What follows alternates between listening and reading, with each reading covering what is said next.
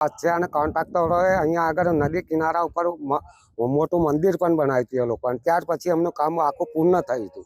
શું થતું હતું? શું પિલર ને એ પિલર વારંવાર અંદર જતા રહેતા હતા, ઉપર લેતા હતા, તે છતાં વારંવાર અંદર જતા રહેતા હતા. જે લેવરમાં આવવા જોઈતા હતા એ આવતા જ નતા.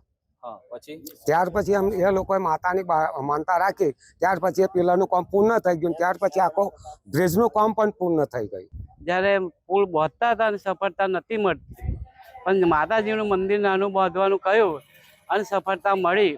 એવી જ રીતે જે અત્યારે આ દુર્ઘટના બની છે, બ્રિજ તૂટ્યો છે અને જે લોકોના સાધનોને જીવ ગુમાયા છે અને હજુ જે બધા લાપતા છે અને કામ જલ્દી પૂરું થતું નથી, તો એ કામ જલ્દી પૂરું થાય અને એમની જે બધી સાધનો જલ્દીથી બહાર નીકળી જાય, એના માટે જો અધિકારીઓ માતાજીને કોઈ ટેક રાખે અને માતાજીના દર્શન કરી કે માતાજી આમાંથી અમે 1-2 દિવસની અંદર સફળ રીતે બધું કાઢીને બહાર નીકળી જઈએ, તો માતાજીને મંદિરે દર્શન કરી આટલું કરીશું તો એ લોકોને જલ્દી સફળતા મળી જાય એવી હું આશા રાખું.